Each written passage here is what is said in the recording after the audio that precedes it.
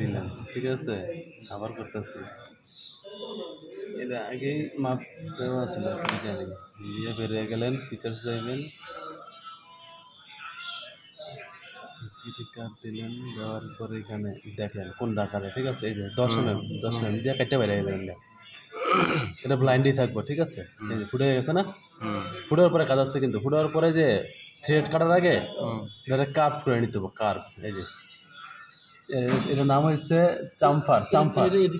না না না না না না, আছে আছে আছে, চাম্পারে যাবেন, চাম্পার দরকার করে যাওয়ার। চাম্পার যাওয়ার পরে এডি, সবসময় এডিতে সিলেক্ট করা থাকবে। এডিতে সিলেক্ট করা থাকলে এখানে আপনি 0.5 দিবেন, 0.5, বেশি দরকার নেই। এই যে 0.5, ঠিক আছে। 65 ডিগ্রি অ্যাঙ্গেলে এটা কাটবো, ঠিক আছে। আচ্ছা, তো এক পাশে কাটলে হইব, দোনো পাশে কাটতে হইব। এটা আবার এখানে সিলেক্ট করবেন, চাম্পারে যাইবেন, জাস্ট ওকে দিবেন, হয়ে যাবে মাপিং কমপ্লিট। এবার থ্রেড করার জন্য এটা সিলেক্ট করবেন, ফলো ওয়াজের থ্রেড, এটা মেসেজ জীবন আইত না। তারপরে এটা আসবো, আসার পরে এটা সিলেক্ট করবেন।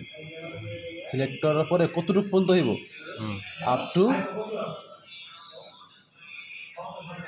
Up to selection.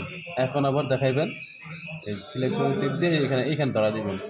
এই যে এইখানে এতটুকু, যতটুকু ফাঁকা আছে অতটুকুই কাটবো, এর বেশি কাটবো না। আচ্ছা। তারপরে যে যদি আপনি এটা বল্টু হয়, নাট হয়, নাট হইলে দিবেন হচ্ছে মেট্রিক টেপ, আর যদি বল্টু হয় তাহলে মেট্রিক ডায়া টেপ।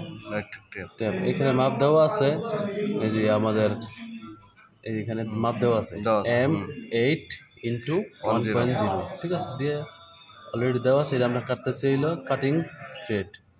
এখানে সব কিছু দেওয়া, এই যে রাইট ডান দিক থেকে ঘুরবো দেওয়া আছে। তুমি বাম দিকে করতো তাহলে এখান দিলে উল্টা থ্রেড হইব আর কি।